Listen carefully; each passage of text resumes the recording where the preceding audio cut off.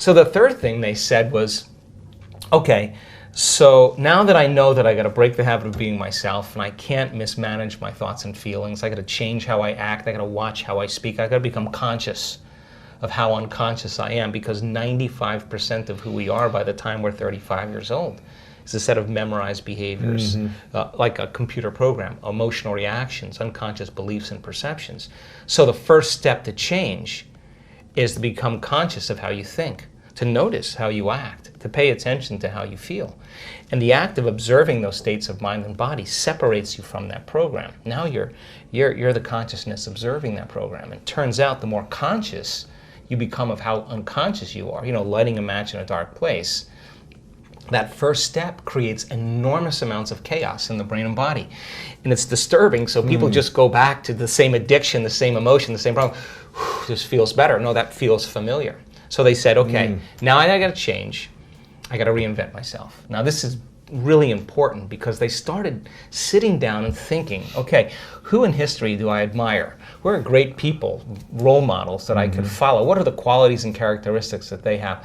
How am I going to change? These are what we call frontal lobe questions. The creative center of the brain switches on and the emotional center settles down. So then they started thinking, how would I have to be in a new life if I was really going to heal? What would I have to change about myself? Now there's this interesting phenomenon that if you close your eyes and you begin to think about doing something, you're an athlete, you understand this. If you're a background in football and you are running a pattern or you are doing something, you would rehearse it in your mind. Yeah. Turns out that the act of mentally rehearsing something when you're truly present, your brain does not know the difference between what's going on out there and what's going on in here. In fact, your brain will begin to look like you've been doing it for the last 5 days and you've never run the course. So now your brain is no longer a record of the past, because typically it is. Now it's a map to the future. So now you're priming your brain. So that became the very platform. Experiments with piano players. You take a group of people that never played the piano before, you divide them into two different categories.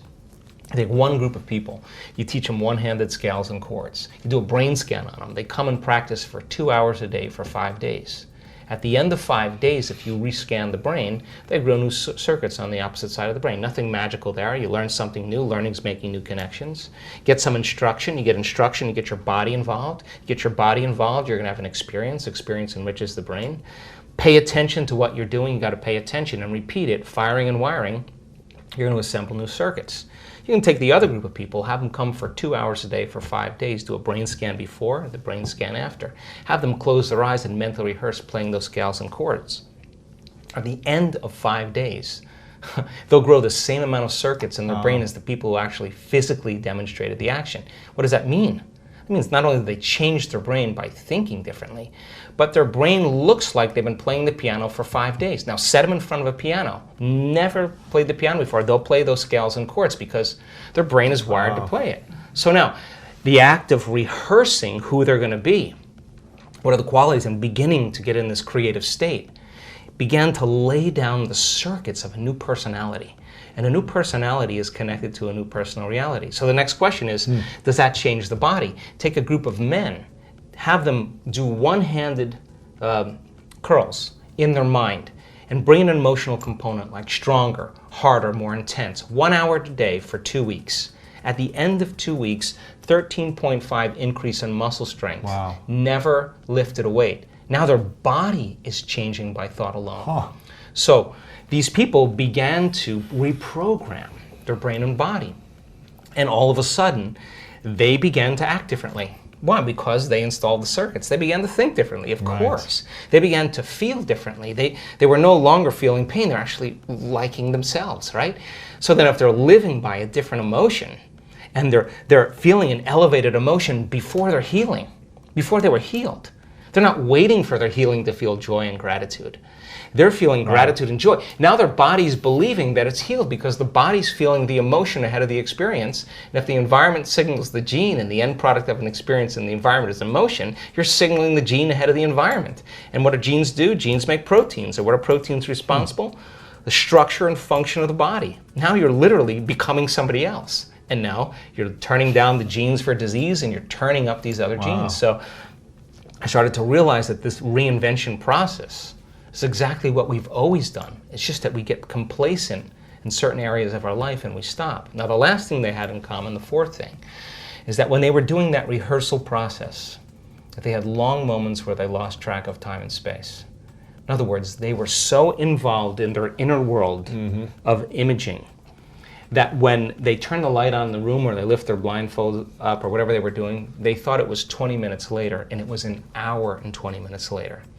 And when you're truly focused and you're truly paying attention and you're in the present moment, all of a sudden, you will leave this three-dimensional reality. And when you leave this three-dimensional reality, there's only one other place you go, and that is the realm of thought, and that's called the quantum field. And that quantum field is where all possibilities exist, right? So they were connecting to a field of information that had everything to do with the first principle, which is that invisible intelligence that's both within us and all around us, personal and universal. It is the unifying field that governs everything material in this world. And if you're going to change something material, that means you got to get beyond your body to heal your body. Right. Because if you're your body trying to heal your body, there's one thing that we can guarantee: it's going to take time. It's going to just take a long time because you're playing by the rules of Newtonian physics. You play by the rules of quantum physics. Energy dictates matter. So when you're truly in the field and you're making changes there, then the downward cascade, neurologically, biologically, chemically, hormonally, genetically, is the side effect of what's happening in the field. It accelerates. It accelerates it, exactly. So you do it in less time because you're more connected to a realm that doesn't play by time. This is fascinating because, growing up in this religion that I grew up, it was a constant reminder, a daily practice to think in a certain way, to think that you can never be physically harmed, that you're infinite love, that you're infinite light, your infinite soul, spirit, life, truth, and love, right? It was constantly taught to me that I'm never able to get physically harmed. And that if you are, that means your thought is off, and you just have to recorrect your thought, and you'll have a healing, right? It's a little extreme for some because, and if you're not, well practiced in it, and if you don't know how to really manage the thoughts and train, then you can hurt yourself. Yeah, exactly. You can really hurt your body, and that's, it happened. Right? Yeah. It happened for times. But I use this, philosophy, strategy, technique, idea in sports. And I would rehearse constantly, like you talked about, I was constantly rehearsing the games, what I wanted to create for the season, for my body, for my life. And it just seems like it would always happen. I would rehearse constantly over and over and get lost in my thoughts. You call it the quantum field, is that what you call it? So I was in the quantum field to be on the physical field. I was playing in the quantum field just like I'd be playing on the physical field. Exactly. And I remember I would watch game film of world record holders in track and field and football, and watch them every single night and mentally rehearse the same movements they would have before I would fall asleep. And then I would practice the next day. But I was constantly rehearsing in my mind how I wanted to show up. I was rehearsing this moment. In my life, 10 years ago, I was rehearsing what I'd be doing this year in my life. Do you do this on a daily practice for yourself? And if so, how does that rehearsal look like? I do. So two things I wanted to say about that. I mean, first of all, this is really not for everybody. I mean, because it's like pregnancy. Either you are or you're not. I mean, there's no in between. A little pregnant? You can't be kind of a little pregnant. Either you are or you're not. And so you can't. Who is it for and who is it not for? Yeah. What I found is that when I started studying spontaneous remissions, it was for people who had reached the end of their emotional belief where there was no longer any answers. The doctors gave up on it, and nothing else to do, right? And so they changed everything about themselves. And some of them were physicians, It's just going like, wow, well, what have I been doing? But now, fast forward to today. I mean, in an age of information, ignorance is a choice. I mean, you got so much information. You don't need a doctor. You don't need a teacher. You don't need a priest or a minister to gain information.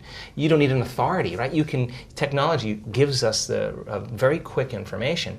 So now people are informed. 20 years ago, a doctor said, do you have this health condition? You believed it. Yeah, and not only that, you signed on the dotted line and you got the treatment or the surgery. Fast forward to today, everybody just kind of goes, wait a second. There's multiple opinions. Yeah, let me get this. You go home and you research it and you say, I want to try this. So now all of a sudden people are taking their power back. So people are more informed. So surgical procedures, pharmaceuticals are not always the first choice for people because there's other ways. And people only do the best with what's available. So now information has scaled and changed the way people face off with health conditions. And now people are coming into this, number one, if they have a health condition that they can self-correct. And number two, there are people that are saying, if I'm headed for a genetic destiny, because my mother had this health condition, my father had this, and I know the gene doesn't create it, but how I act and how I feel is going to signal the same gene. Well, I'm going to just change my genetic future. So now people are super proactive in the process, right? So that's point number one. But point number two is that if you start realizing that this is actually possible, and I can tell you that without a doubt it is, because we were talking before we started, the things that I'm witnessing, I mean, if in the beginning it was just like a person got a little better, you felt a little this, a little that, their food allergies went away, and, but then all of a sudden we're talking about, in our last event, 2 people with stage 4 cancer, completely reversed. Wow. A woman with a very serious neurological disorder, they couldn't even name it. Crutches, the whole bit, left the event, no crutches. Well, how did she do that? Well, let me ask you a question. If she doesn't look like a movie star and she's not buffed and young and attractive and successful, she's just like a normal person, and you listen to this person's story, and there's 1,000 people listening to that story, you're going to scratch your head and say, wow, if she can do it, so can I. And just like, an infection spreads amongst a community that creates disease, health and wellness can be as infectious as disease. So do I use it? Yes, but not in the way that people think. Like, I'm not interested in success. I've had it. I know that that's an important element. I think success is a side effect of who you are. But what am I after? I'm after making a difference in the world.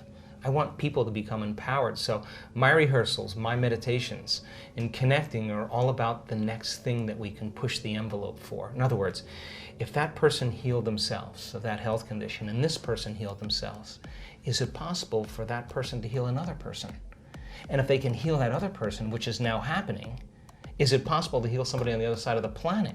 But you just have to build the model and then come up with the science to be able to piece it together. And science, turns out, is the language to help to demystify that process. So I now know, without a doubt, if you give people sound scientific information, and every time they learn something new, they're adding new connections in their brain. That's what learning is.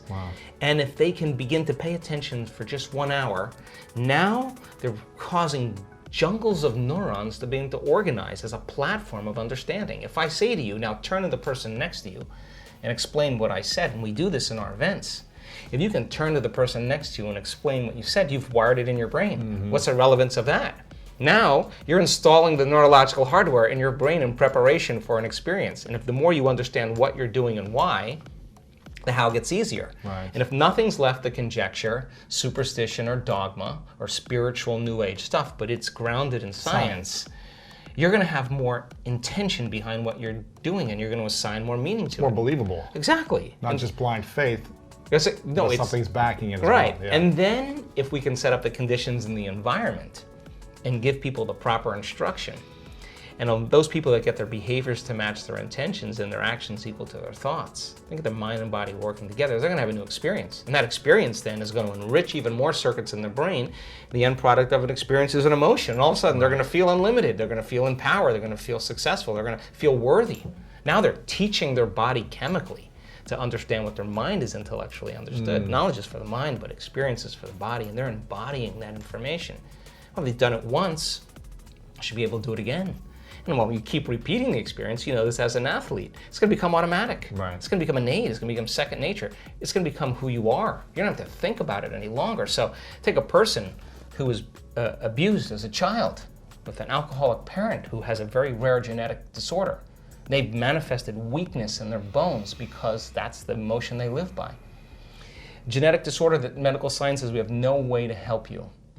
How do you explain after a year of every day going after it, overcoming herself to become someone else, that no more any fractured bones, no evidence of broken bones, no more crutches, no more wheelchair, running again? How do you explain that except she literally became someone else? She became somebody else. The disease existed in the old personality. She's not that person any longer. No, so biologically, That's absolutely possible. So for me, I chase the mystical.